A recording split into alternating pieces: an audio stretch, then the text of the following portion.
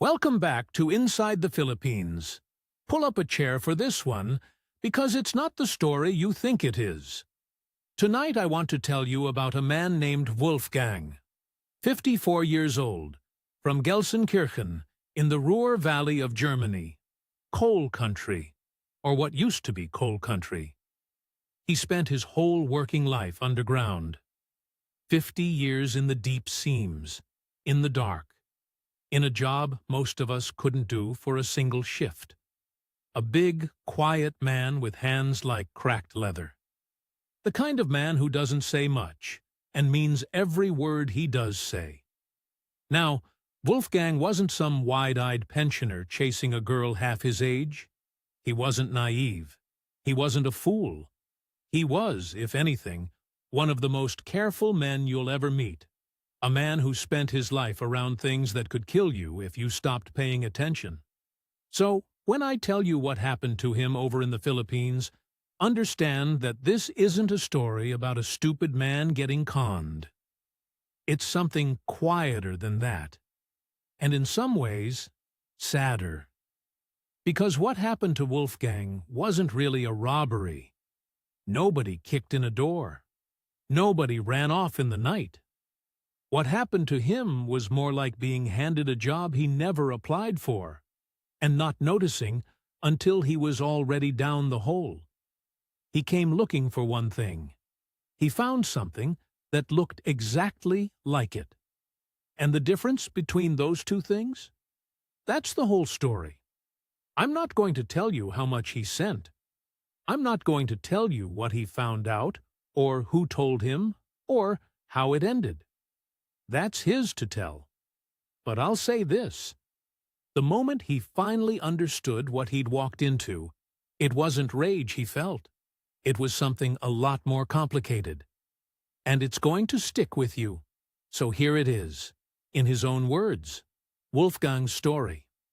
All right, where do I start? I worked underground since I was 16. My father did too, and his father. That's just what you did in Gelsenkirchen in those years. You went down the pit. People from outside, they hear coal miner, and they think it's misery. It wasn't misery. It was honest. That's the word. Coal was coal. A shift was a shift. You went down in the dark. You did your work. You came back up. And at the end of the week, they paid you. The ground never lied to you. The ground didn't care about your feelings. If you were careless, it took a finger, or a leg, or your mate. So you weren't careless. Simple. Then they closed the pits. All of them, in the end. The last German hard coal mine shut, and that was it. 150 years of it. Gone. I was too old to retrain into some office, and too young to sit down and die, so I took demolition work. Knocking things down instead of digging them out. Not the same. But it kept my hands busy. And I had Renate. 31 years, me and Renate. I'm not going to sit here and tell you it was some great romance, roses and all that, because it wasn't, and she'd laugh at me for saying it. It was just a life. She'd have the coffee on when I got home black from the shift. We didn't have children, it never happened for us, and maybe that should have made us sad, but it didn't. We had each other, and that was enough. She talked. I listened. That was how it worked. A warm kitchen, and somebody in it who noticed when you walked through the door. You don't know what that is until it's gone. I want to be honest about that. You don't value it. It's just there, like the air, and you walk past it every day for 31 years and never once think, this is the thing. This is the whole thing. It was a Tuesday, an ordinary Tuesday. She was sitting at the kitchen table. I was in the other room, and she made a sound. Not even a big sound, just a small one. And by the time I got to her, she was already going. Something in her brain, they said after. An aneurysm. Nothing anyone could have done. She was gone before the ambulance even got up our street. I'm not going to make a big thing of it. She'd hate that. But that was the day the ground lied to me. First time in 50 years. Everything I'd built my life on. That if you're careful, if you do the work, if you pay attention, then things hold. All of it. Gone in the time it takes to cross a room. After that, I couldn't stay in the house. Every room had her in it. The kitchen most of all. I'd walk in for a glass of water and just stand there like an idiot, waiting for a voice that wasn't coming. So I sold it. The terraced house we'd had for 20-odd years. Sold it, and I cashed out the pension supplement they'd given us miners when the industry wound down. And suddenly, there I am. A man who never had more than a few €1,000 to his name. Sitting in a rented flat with about €200,000 in the bank. And I'll tell you, money is a strange thing when you get it that way. It didn't feel like mine. It felt like it was made out of her. Out of the house, out of the years. I didn't know what to do with it, and I didn't much care. What I cared about was the silence. You can get used to a lot of things. You cannot get used to that silence, coming home to it. Eating standing up over the sink because sitting at that table felt obscene. The television talking to nobody. I'd have taken the pit back, the dark, the danger, any of it, over that flat. Now there was a lad, well, younger than me, from the old crew, Thomas. He'd remarried, few years back, a woman from a place called Cebu, over in the Philippines. Happy as anything, the two of them. And we were having a beer one evening, and he could see I was in a bad way, and he said something to me. Wasn't even a big speech. He just said, "Wolfgang, over there, people still take care of each other. Take care of each other." I don't know why, out of everything, that was the thing. Not the weather, not the beaches, none of that. I never wanted a beach in my life. It was those words, take care of each other. Because that was exactly the thing I'd lost, wasn't it? Somebody to take care of, and somebody who'd notice you were there. I know how it sounds now. A grieving old man, too much money, and a head full of a word. But I wasn't looking for a young girl. I wasn't looking for an adventure. I promise you that. I just wanted a kitchen with somebody in it again. That's all it was, at the start. I'm not a computer man. I want to say that first. My daughter, Thomas's daughter. I don't have children, I keep doing that. She was the one who set the laptop up for me years ago, and I barely touched it. So when Thomas said there were websites where you meet women over there, my first thought was, no, absolutely not. I'd heard the stories, same as everyone. The old fool and the young girl, the money that goes out and never stops. I wasn't going to be that. I told him that. I said, "Thomas, I'm not one of these idiots." And he laughed and said, "Then don't be an idiot. Be careful, like you're careful with everything." And that's the thing that got me to do it, if I'm honest. Because being careful, that I understood. 50 years I'd worked under a roof of rock that wanted to come down on my head. You learn to look at a thing slowly. You learn to test it before you put your weight on it. A beam that looks solid can be rotten in the middle. And the only way you find out is you tap it. You watch it. You don't trust it just because it's standing there. I thought I could do the same with people. With this whole business. Go slow. Tap the beam. So I let him show me. There were a few of these sites. Some of them, you could see straight away what they were. Photos of girls 22 years old, all lips and, you know. Not for me. That wasn't what I was after, and I'd have felt like a dirty old man even looking. But there was one called Christian Filipina. And that one felt different, more serious. It talked about faith, about proper relationships, marriage, that kind of thing. Now, I'm not much of a church-goer myself. Renate was more than me. But the tone of it It felt like grown-ups. It felt like people who wanted the same thing I did. Not a party, just somebody. I made the profile, took me the whole evening, and half of it was Thomas telling me to stop writing everything so short. I put a photo, one where I didn't look too much like a bag of cement. I wrote that I was a widower, that I'd worked underground my whole life, that I was quiet. I didn't lie about anything. I couldn't see the point of it. You lie at the start. The whole thing's rotten from the first day, isn't it? And then the messages came. A lot of them. More than I expected, and, I'll be honest, some part of me, some stupid vain part one, didn't know I still had. It liked it. After the flat and the silence, to have a little light blinking on the screen saying somebody wanted to talk to you. But most of them, I could feel it was wrong. Too fast. Hello, my love. First message. You are so handsome. A man doesn't get to 54 looking like me and believe that. Or it'd be 3 messages in, and already there's a sick auntie, already there's a problem, already there's a number. Tap the beam, and the beam's already falling on you.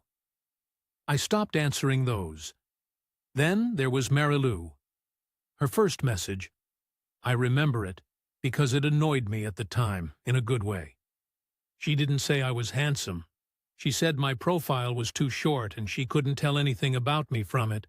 And did I always give so little away? That was it. A bit cheeky. And I sat there, and I actually laughed. On my own, in that flat. First time in I don't know how long. She was 41. Not a girl. A woman with lines by her eyes when she smiled, and she didn't hide them or put those filters on that make everyone look like a wax doll. She had a little food stall, a carinderia, they call it. You cook the food in big pots, and people point at what they want. Out on the edge of Dumaguete, down in the Visayas. She was a widow, too. Her husband had died some years back. A motorbike. A habal-habal accident on the road to the province. She had a son, 15, name of JJ. And here's the thing that got under my skin, in the way that mattered. For 3 months, she never asked me for a single peso. 3 months. We'd talk most days. Not video at first, just messages. Then later on the video calls on Messenger, her face going in and out when the signal was bad, the fan going behind her, and always some noise. A rooster, or a neighbor's karaoke, murdering some old love song, or the tricycles going past with that little 2-stroke buzz. She'd be prepping the stall while we talked, chopping garlic, and she'd hold the phone up and show me the pot. Adobo today, Wolfgang. You would like this. Too much for you Germans, maybe, the vinegar. She talked about the price of rice going up, about JJ's marks at school, how he was clever, cleverer than her, she said, and she wanted him to finish. About her faith. She went to Mass, proper, every Sunday. And she'd tell me about it, not preaching at me, just telling me. About her husband, once or twice, carefully, the way you touch a bruise to see if it still hurts. I told her about Renate. First person I'd told properly. Sitting in my kitchen in Gelsenkirchen at 1 in the morning because of the time difference, telling a woman on the other side of the world about the Tuesday my wife died, and her just listening, letting me be slow, not filling up the quiet. You have to understand what that was for me. It wasn't the romance of it. I wasn't sitting there like a schoolboy. It was that somebody waited for my answers. In that flat, nobody waited for anything. And here was this woman 8,000 kilometers away, chopping garlic in the heat, and she'd wait 10 seconds while I found the words, and not rush me. I kept waiting for the ask. That's the honest truth. Every call, some part of me, the careful part, the part that taps the beam, it was braced. Now, It comes. Now the auntie gets sick. Now there's a number. It didn't come. Weeks of it not coming. And every week it didn't come. The beam felt more solid. That's how it works, see? That's the whole trick of it. Though I didn't call it a trick then, and I'm still not sure it was one. She wasn't asking, and so I thought, this one's real. This one's not like the stories. A woman who works, who has her own thing, her own pots, and her own stall, who tells me off for being too quiet. I think about it now. All that patience. Was it just who she was? Or was it the smartest thing anybody ever did to me? To ask for nothing, for 3 whole months, and let me build the trust up myself, brick by brick, so that by the time there was anything to pay for, I'd already decided she was the exception? I don't know. I've turned it over 1,000 times, and I still don't know. And maybe that not knowing is the worst part of the whole business. But I'm getting ahead of myself. 3 months in, I told her I wanted to come. To Dumaguete. To meet her. To see the stall. To stand in the same room. She went quiet on the video for a second. And then she said, "Only if you are sure, Wolfgang. Don't come to be polite. Come only if you mean it." I booked the flight the next morning. The heat is the first thing. Nobody tells you properly about the heat. I came off the plane at Dumaguete, little airport. You walk down the steps onto the tarmac like something out of an old film. And it hit me like opening the door on a furnace. Wet heat. The kind that's got its hand on you before you've even picked up your bag. I stood there in my good shirt, the one I'd ironed in the hotel in Manila, and inside of 2 minutes it was stuck to my back. A German sweat's different over there. We're not built for it. And then there was Marilou. She was standing past the little fence with a cardboard sign. She'd written my name on it, Wolfgang, big, careful letters, like I might not recognize her after 3 months of looking at her face every day. That was the first thing that got me. She'd worried I wouldn't know her. When she saw me, she put the sign down and just sort of pressed her hands together and smiled, and didn't run at me or make a show.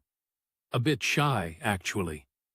And I thought, right, she's real. She's exactly her. Because that was the fear, wasn't it? The whole flight over, 20 hours of it, that was the thing knocking about in my head. That the woman at the airport would be somebody else. Older, younger, heavier, a different woman entirely, one of these stories where the photos were never her at all. Tap the beam, and the beam's not even there. But it was her. Same lines by the eyes. Same way of tilting her head when she was listening. She'd booked me a room in a little pension house in town, not with her. She was very firm about that, on the calls beforehand. It wouldn't be proper, she said. What would the neighbors think? What would Father Ramon think? I liked that, if I'm honest. A woman who cared what the priest thought. It fit with everything else. 6 weeks I stayed. And I'll tell you, those 6 weeks were the best I'd had since Renate.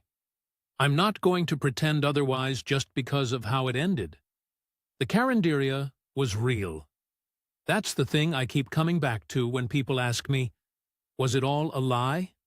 No, it wasn't all a lie. That's what makes it so hard to talk about. The stall was there, on the roadside out past the edge of town. A concrete counter and a corrugated roof, and the big pots, adobo, some days a pork sinigang, rice in the cooker. She was there from before dawn. I'd come in the morning on a tricycle, the little sidecar thing rattling my knees up around my ears, and she'd already have been working 3 hours. Chopping, stirring, sweat on her, shouting at the girl who helped her, laughing with the tricycle drivers who stopped for a plate. She worked. God, she worked. And to a man like me, who spent his life believing that work is the truest thing a person can show you, that undid a lot of my caution right there. You can fake a smile. You can fake, "I love you." You can't fake being up at 4 in the morning stirring a pot of adobo in that heat day after day. I watched her do it. So I thought, whatever else, this woman is honest. She grafts. I met the family, but slow. That was another thing that made it feel right. Nobody ambushed me. In the stories you hear, the fella lands and there's 40 relatives lined up with their hands out by tea time. Wasn't like that. First it was just JJ, the son. Good lad, quiet like me, mad about basketball. There's a hoop nailed to a coconut tree outside near every house over there, and he'd be out shooting in the dark. Then her mother, an old woman. Nanai, they called the mother, tiny thing. Couldn't speak much English, but held both my hands and cried a bit and said, "God bless, God bless." And I believed her. I still do, that one. I think Nanai was just glad her daughter had somebody. And then there was the brother. Boy, they called him. That's a name over there. Grown men called Boy. Took me a while. He was around, more than the others. Always at the meals, always friendly, big handshake, a bit of English, calling me Kuya, which is like big brother. Respect. I noticed he never seemed to be at any job, but I didn't think much on it. Times are hard over there, I told myself. Not every place has work like we did. We didn't do anything fancy those weeks. That's what I'd want people to know. We weren't off at some resort in Boracay drinking cocktails. We'd sit at the stall in the evening, when it went quiet. San Miguel for me, the little green bottles, warm most of the time because the ice ran out, and she'd have a Coke because she didn't drink. The tricycles buzzing past. Somebody's karaoke down the road doing My Way for the 100th time. Over there, it's always My Way. I swear the whole country's murdering that one song every night. Church bells. Roosters that don't know what time it is. And me and her just talking, the same as we'd talked on the screen. Only now I could reach across, and she was there. One evening, near the end, she was wiping down the counter. And she said it, not even looking at me. She said if she just had a proper fridge and a real grill set up, she could sell in the evenings too. The grilled stuff, the ice saw, and the barbecue that people queue for. And she'd double her takings. Maybe more. She wasn't asking. I want to be clear on that. She said it the way you say a thing you've given up on.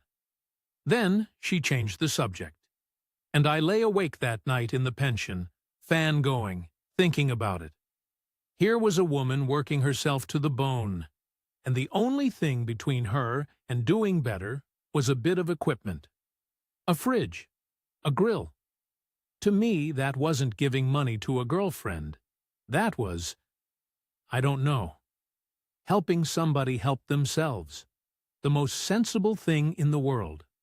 So the next morning I told her I wanted to do it properly. Rebuild the stall. Do it right, concrete, a real kitchen, the fridge, the grill, the lot. She cried. Told me no at first, actually said no, it's too much. I can't accept. Which of course only made me more sure. We worked out a figure. 180,000. Near enough? About $2,900. Not nothing. But to a man sitting on what I was sitting on, it was a drop. And she took me to a hardware place in town, a Wilcon, and we picked the fridge together, and she wrote everything down in a little notebook, every peso, and showed me. I remember thinking, this is what take care of each other means. This is the thing Thomas talked about. I paid it gladly. First money I ever sent her. And I flew home to Germany feeling like a man again, like I had something to get up for. I didn't know it then, but that 180,000 wasn't the price of a stall. It was the price of admission. Back in Gelsenkirchen, the flat was the same as I'd left it. But I wasn't. That's the thing about coming back. The silence was still there waiting for me, but now I had something to fill it. Every morning her message. "Good morning, Wolfgang. We are just opening. The fish is fresh today." A photo of the pots. JJ in his school shirt. It gave the day a shape. I'd sit with my coffee and wait for the phone to light up, and I wasn't ashamed of it. A man needs a reason to get up. She was mine. And the stall, the eatery, I should say now, because that was the word we started using, the stall got built. She sent photos every week. The old counter knocked out, the new concrete going in, the block work, then the roof. Sent me the receipts. Always. That notebook of hers, every peso written down, photographs of it laid out on the counter. I never asked her to. She just did. Except it cost more than we said. Of course it did. First it was the concrete. Prices had gone up, the cement, everything after the typhoons that year. Then the roofing was more because the first lot was no good, thin stuff, wouldn't last a wet season, and better to do it right, wasn't it? Then the permit. There's always a permit, and always somebody at the barangay hall who needs a little something to move the paper along. That's just how it works over there. She explained it to me, almost apologetic. Each one on its own. A few thousand pesos here, 15,000 there, 20,000 for the permit business. None of it was worth arguing over. What am I going to do? A man in my position, sitting on what I had, quibble over $300 when she stood there in 40-degree heat building a business. So the $480,000 became more like $260,000 by the time it was done, about $4,200 instead of $2,900. And I told myself, that's building work. I did demolition. I did construction all my life, and there's not a job on God's earth that comes in on the number you first say. Every job runs over. So that, to me, wasn't a warning. That was normal. That was the one part of all this I actually understood. So I trusted it. That's the trap, see? Not that they show you something you don't understand. It's that they show you something you do. Then it moved off the stall and onto the family. And this is where I have to be careful how I tell it. Because it would be easy now, after everything, to make it sound like a scheme. At the time, it didn't feel like a scheme. It felt like life happening to people who didn't have a cushion under them the way we do. JJ's schooling first. The boy was clever, I told you. There was a chance for him at a better school in Dumaguete proper, and the fees for the term were P35,000, about 560 lon. And I thought of that lad out shootin' baskets in the dark against a hoop nailed to a tree, and I thought, what's 560 lon to me? Nothing. Renate and I never had a child to spend it on. Let me spend it on this one. I offered before she even finished explaining. I want to be honest about that. Half the time I was the one offering. That's what I can't get past, even now. Then the mother, Nanay, the little woman who held my hands and cried. She had a bad turn, her heart or her blood pressure. They took her to the hospital in Dumaguete, and over there, you understand, there's no NHS, no Krankenkasse, none of it. You pay at the door, or you don't get seen. It's brutal. The first bill was P40,000, about $640. Then tests. Then she had to stay in, and every day in was more money. And the medicines you buy yourself from the Mercury drug down the road and bring up to the ward. It came in pieces, over a few months. G-cash, mostly. You just send it to her phone. Takes a minute. P15,000 1 week. 25,000 the next. A big one, 50,000, when they said she needed a procedure. All in all, the mother's business ran to about 240,000 over that stretch. Near enough, $3,800. And every single time, there was a reason. A real reason, with a real sick old woman at the end of it. I'd met her. I'd held her hands. How do you say no to that? Tell me how. You're sitting in Germany with more money than you'll spend before you die. And there's a woman who cried God bless over you lying in a hospital bed 8,000 kilometers away. And her daughter's asking you, so ashamed she can barely get the words out. And you're going to say no? I couldn't. I don't know that I should have, even now. That one, I still don't know. The word she used was one I came to hear a lot, utang na loob. She explained it to me one night on the video. The debt of gratitude.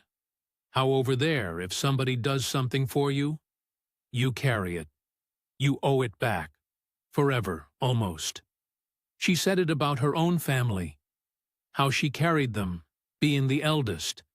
How it never stopped. And I thought that was beautiful, if you want the truth.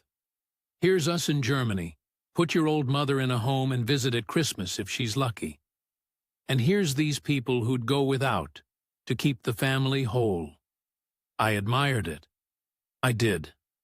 What I didn't understand, what took me far too long to understand, was that once I was in the family, the utang na loob pointed at me. I was the one with the money now, so I was the one who carried them. That's not a con.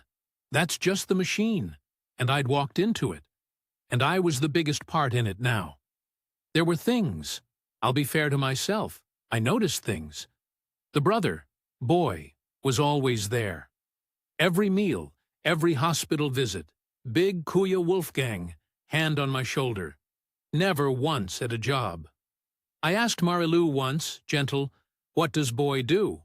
And she went a bit vague, said he helps, he does the driving, he manages things. Managed what? I thought. But I let it go.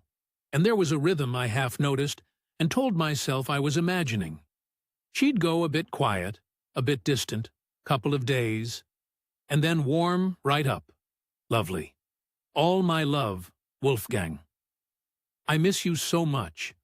And a day or two after that, there'd be a message about money, a bill, a problem, an emergency. I clocked it. Somewhere in the back of my head. The careful part. The part that taps the beam. It clocked that rhythm. Warm, then the ask. I think about that a lot now. The pattern was right there. I could feel it. And I told myself I was a bitter old cynic for even noticing that I was insulting a good woman. That this was my own damage talking. Renate's death making me suspicious of kindness. So I pushed it down. Because here's the truth of it. And it's not a flattering one. I didn't want to see it.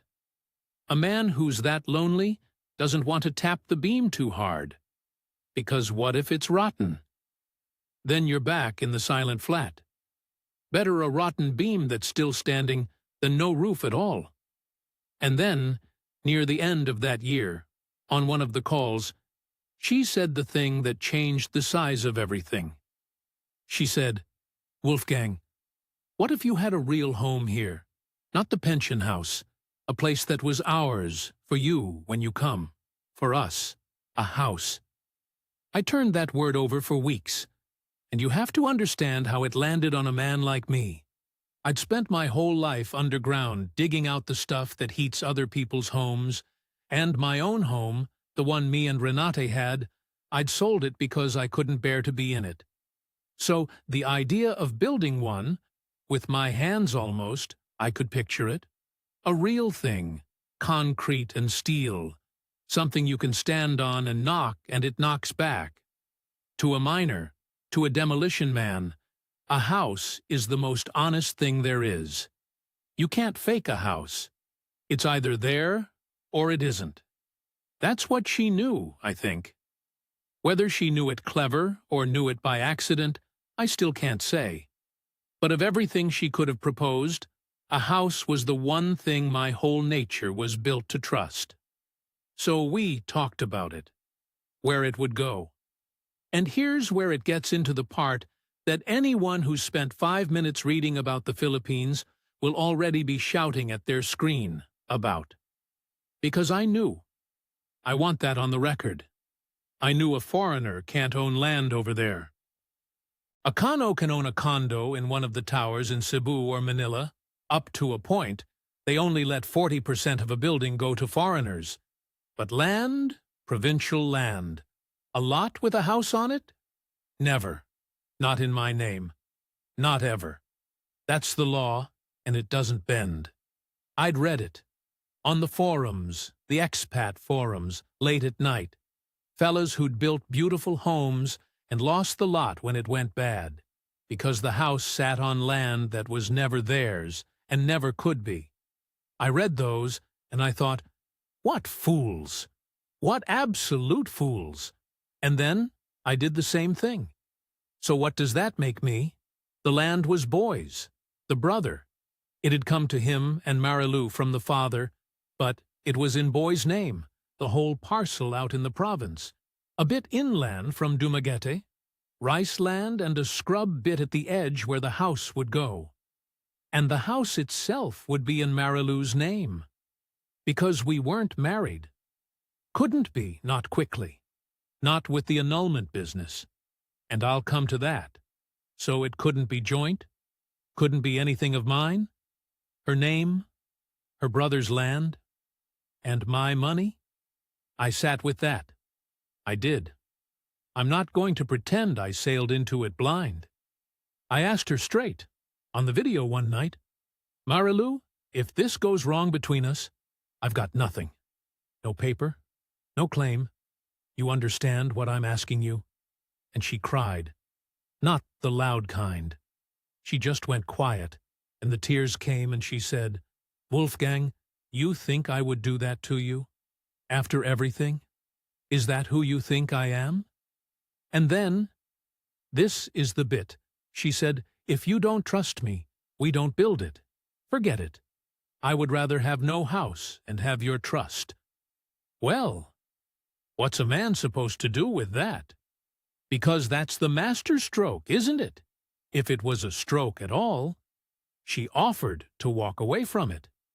And the moment somebody offers to walk away from the money, your brain files them under not after the money. That's how it works on you. I felt ashamed for asking. I actually apologized. Sat there in Germany and apologized to her for doubting her and told her of course we'd build it. Of course, I trust you. I'm sorry. I think about that conversation more than any other. The way she turned it around, so I was the one in the wrong. Should have held my ground. Didn't. The house was going to cost P2.6 million to build. I did the sums, and it came out around $41,000. Now that's a real number. That's not a fridge, not a school term. That was a fifth of everything I had in the world. Everything that was left of Renate, and the house, and 50 years underground. $41,000. And I sent it. Not all at once. In stages, the way you pay a build. $500,000 to start. For the foundation and the materials, the hollow blocks, the rebar, the sand and gravel. About $8,000 in one go. Then more as it went up. Boy became the manager. Of course he did. Boy who never had a job. Suddenly Boy was site foreman. Boy was buying the materials. Boy was paying the men. Boy was the one whose name was on the land the whole thing sat on. And the money for the house went to Boy, through Marilu. And I sat in Gelsenkirchen, looking at photos of a foundation going into red provincial soil. Men in flip-flops mixing concrete by hand in the heat. A slab, then columns going up like gray fingers out of the ground. And it ran over. You know it ran over. But this time, the overruns had a different flavor. And even lonely, even wanting to believe, even me. I started to taste it. The cement that got bought twice.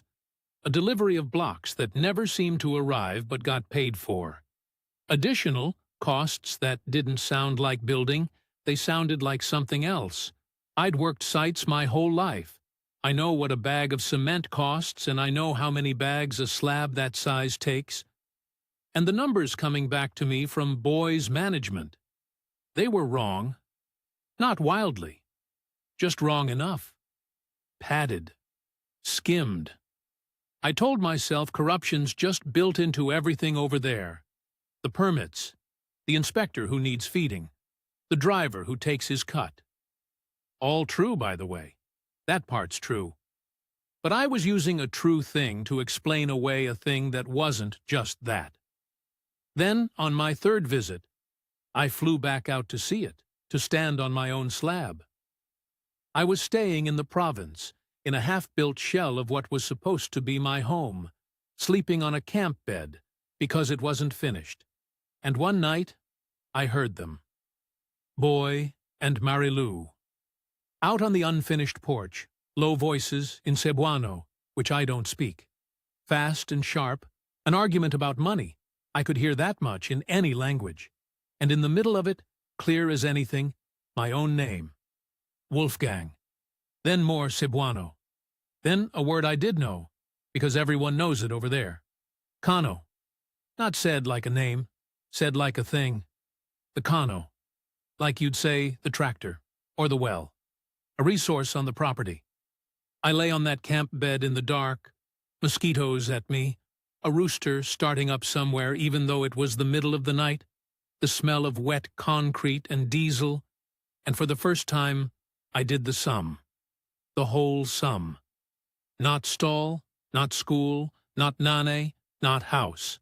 All of it. Every Gcash, every Western Union, every transfer, 18 months of it, added up in my head the way I'd add up a load. And it was a lot. It was a very great deal more than I'd ever let myself count in one go. I didn't sleep. I lay there till the real roosters started, and the light came gray through the empty window holes with no glass in them yet. And I thought, I need to look at this properly. Cold. The way I'd look at a beam. I just wasn't ready yet for what tapping it would bring down. I flew home from that third visit, and I didn't tell her what I'd heard. That was the miner in me. You don't shout in the tunnel when you feel the wrong kind of quiet. You get everyone out first, calm, and then you look. So I got calm. And I looked. I did what I should have done at the start. I sat at the little table in the flat in Gelsenkirchen with a pad of paper and my bank statements and the Western Union receipts and the screenshots of every Gcash, and I went through 18 months of it like I was costing a demolition, line by line. No feelings, just numbers. That's the one thing I've always been able to do, even when the rest of me is a mess. Renata used to say it. Wolfgang can't say I love you, but he can tell you what a thing costs to the pfennig. And the number, when I had it, sat there on the paper looking back at me. Around $48,000, all in. The stall that became $4,200, the boys' schooling, more terms than I'd quite remembered agreeing to. Nanai's hospital, $3,800. The house so far, the biggest of it, better than $30,000 already gone into a slab, and some columns and a roof that wasn't on yet. Bits in between, a birthday, a fiesta, a small problem here and there, $5,000, $8,000. The drip you don't even feel. Add the drip up over 18 months, and it's a river. $48,000. Near enough a quarter of everything I had left in the world. Now here's the thing I want to be fair about, because it would be easy to sit here and paint her as the devil. When I laid it all out cold, most of it had gone somewhere. The stall existed. Nani had genuinely been in that hospital. I'd sat by the bed. I'd smelled the ward. That was no fiction. JJ was at the school. The house, part built, stood in that red soil. It wasn't a woman inventing sick relatives who didn't exist and pocketing the lot. That's a different story, and it's not mine. But the padding, the doubled cement, the additional costs that didn't smell of building, the rhythm, warm, then the ask, warm, then the ask, that I'd clocked 100 times and swallowed. And boy who never worked, and now managed to build on land that was his, funded by a Kano who could never own a brick of it. I couldn't make the numbers lie flat. There was money that hadn't gone where it was said. Not all of it, but enough that I couldn't call myself an honest man and pretend otherwise. Still, even then, God help me, even then I might have carried on, because I'd built the story so high inside myself that knocking it down meant going back to the silent flat, and part of me would rather lose another $48,000 than that. What ended, it wasn't me. It was JJ, the boy. 15 when I met him, 17 by now.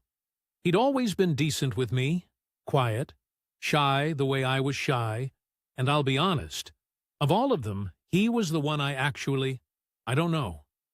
He reminded me of nobody in my life, and I still felt something like a father toward him, which is a foolish thing to feel about a boy on the other side of the world you've met 3 times. He messaged me, not his mother's phone, his own, Facebook, late his time. He didn't dump it all out. It came in pieces, careful. A boy who loved his mother and was ashamed and couldn't hold it anymore. He told me the house money, a lot of it, had gone to boy. Boy's debts. Boy had a problem, gambling, the cockfights, the sabong, borrowed off the wrong people, and the house was partly a way to move Kano money through boy's hands to plug boy's holes. He told me his Lola, his grandmother, Nanai, she'd been sick, that was true, but not every bill was hers, and not every peso reached her. And he told me the thing that finished it. He said the family had a word for it among themselves. That from the start, from before I even flew over the first time, the understanding around that table had been that Marilu had found a good Kano, a kind one, an old one with money and no children, and that this Kano would provide, not as a scheme with a mustache twirl, just as a settled fact. The way you'd say, we have a well now, we have a Carabao now, we have a German now. JJ wrote, and I've kept it. I'll never delete it. He wrote, Kuya Wolfgang, my mama is not a bad person. But you are not her husband to them. You are her work. You are her work. 17 years old. More honest than every adult in the whole business, me included. I confronted her. Of course I did. I'm not a man who slips out a back door without a word, whatever else I am. I called her, and I laid the numbers out. Flat, no shouting. The way I'd lay a report in front of a shift boss. The cement, the doubled costs, boy's debts. What her own son had told me, and she didn't deny it. That's the part that stayed with me. I braced for her to deny it, to rage, to say JJ was lying. And if she had, maybe I'd have found a way to believe her. I was that far gone. She didn't. She went quiet, that same quiet from the airport, and then she cried. Real crying, not the pretty kind. And she said, I trust him. I trust him, she said. And to this day, I can't fully unpick whether that was manipulation or the truest thing she ever said to me. She said, Wolfgang, I do care for you. That is not a lie. But I have 12 people who eat because of me. My mother, my son, my brother, his children. When you came, I thanked God. Not only for love, for all of them. And she said, I don't know how to separate those things. I have never in my life had the luxury to separate those things. I sat there in Gelsenkirchen with the phone against my ear, and I understood her completely, and it broke something in me anyway. Because she wasn't wrong. That was the horror of it. She wasn't a villain, and I wasn't quite a victim. I was a lonely man who'd wanted to be loved, and I'd been loved a little and used a lot, and both were true at the same time, and there was no clean line I could draw between them. There never had been. I just hadn't been able to see it because I didn't want to. I told her I couldn't send any more. Not for the house, not for anything. And I want you to hear what happened next, because it told me everything the tears hadn't. The warmth stopped, almost overnight. The good morning messages thinned out and then dried up, not with a fight. Just the tap turned off, and so did she. And a man knows, when that happens, what it was he'd really been paying for. I booked a flight, to go and close it out in person, and get out. That's the one thing 50 years underground teaches you that I finally listened to. When the roof starts to talk, you don't argue with it. You walk to the light. The flight back to Dumaguete was the quietest 20 hours of my life. And I've had some quiet ones. I didn't go to fight. I want that understood. I went to close the account, the way you go back to a site after the job's done to make sure the last of it's made safe. I'd sent a bit more money before I flew. One last transfer, $40,000, to finish the roof. And I'll tell you why in a minute. Because it's the one soft thing I did. And I don't regret it. Marilou met me at the airport again. No cardboard sign this time. She knew. Of course she knew. JJ's a good boy, but he's not a spy. And in a family that size, nothing stays quiet. She stood there past the same little fence, and she'd dressed nice, and she'd done her hair, and that near enough finished me on the spot, because I understood what it meant. She was going to try. One more time. The warmth turned back on, full, and I stood in that furnace heat with my shirt already sticking to my back, and I felt the pull of it. God, I felt it. Because the silent flat was waiting on the other end of this, and here was a woman who'd dressed nice and would put the coffee on and notice when I walked through the door, even if I now knew exactly what that noticing cost per month. That's the thing nobody tells you about getting out. It's not that you stop wanting the thing. You want it just as much. You just finally can't unsee the price tag. We went to the eatery. The real one, the one that existed, my P260,000 with the concrete counter, and the grill I'd paid for. And she made me sinigang, the sour one, my favorite. She knew it was my favorite. Tricycles buzzing past. Somebody down the road murdering my way for the 10,000th time. And we sat, and I ate it, and it was good. And I told her, quiet, that I wasn't going to be the well anymore. I used a gentler word than that, but that's what I meant, and she knew it. She didn't rage. I'll give her that to the end. She cried a little, and then she did something worse than raging. She got practical. Started talking about what would happen to Nane's medicine, to JJ's next term, to the men still owed for the house, as if laying the bill on the counter one more time. And I realized she wasn't even really talking to me anymore. She was talking to the machine that needed feeding, that had needed feeding her whole life long before me, and would need feeding long after. I was just the part that was leaving the machine. And when it was clear, really clear, when she saw the beam had come down and there was no propping it back up, she went quiet. And then she said the truest thing of the whole 2 years. She said, "You were kind to us, Wolfgang. I am sorry it was not only that. I am sorry it was not only that. I've carried that sentence home like a stone in my pocket. I saw JJ before I left, gave him a bit of money, his own, in his own hand, 20,000, not through anyone, and told him it was for him, for his schooling, and that he was never to tell me if he needed more, because I'd say yes, and I couldn't afford to keep saying yes. He shook my hand like a man. That handshake was the only clean thing I brought home from the Philippines, and it's worth more to me than the $48,000 it cost to get it. The house? It's there. Half a house on land I'll never own, in a woman's name that isn't mine, on a brother's dirt. Standing in the red soil out past Dumaguete, slab and columns and a roof I paid to finish out of pure stubbornness, because I'm a builder and I couldn't stand to leave a thing half done even when it was ruining me.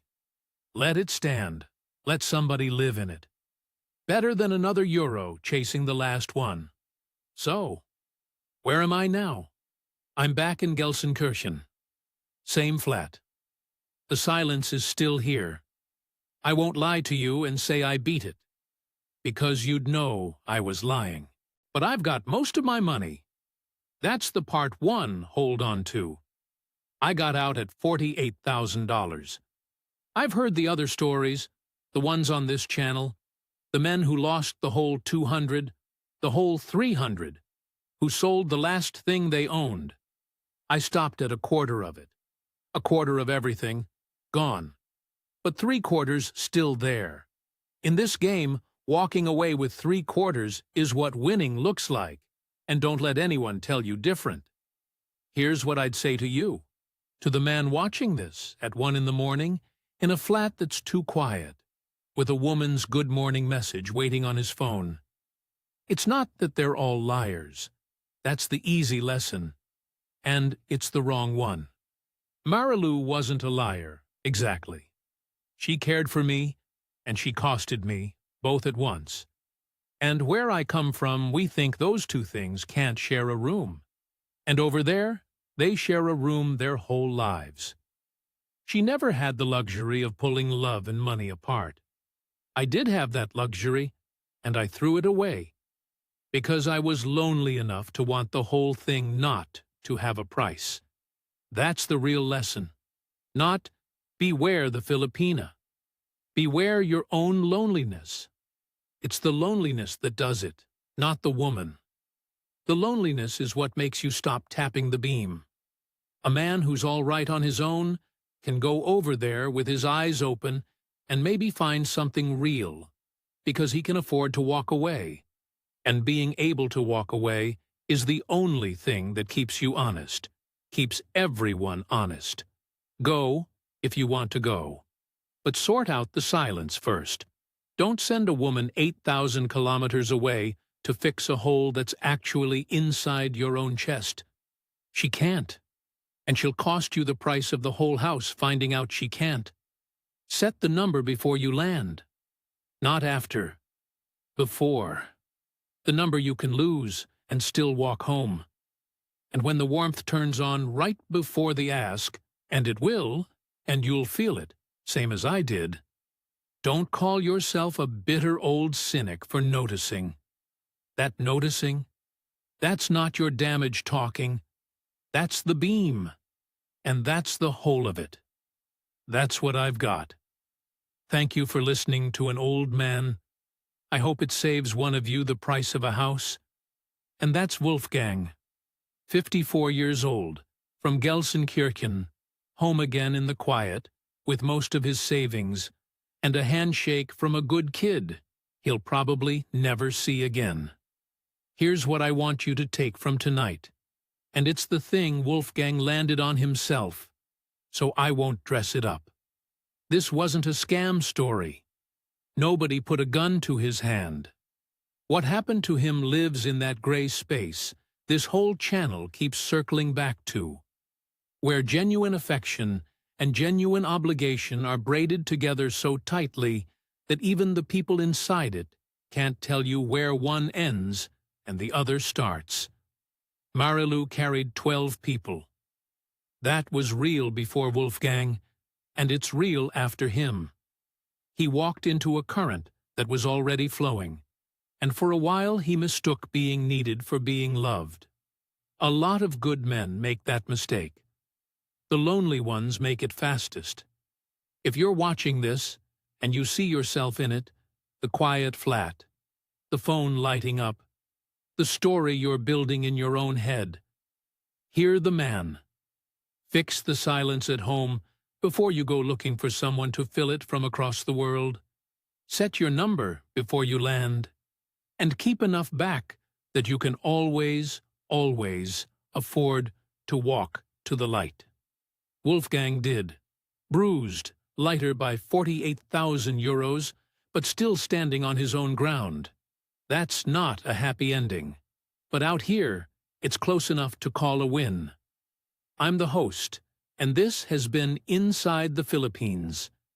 If this one meant something to you, or you know a man who needs to hear it, pass it along, look after yourselves out there, and whatever you're carrying, don't carry it alone. We'll see you on the next one.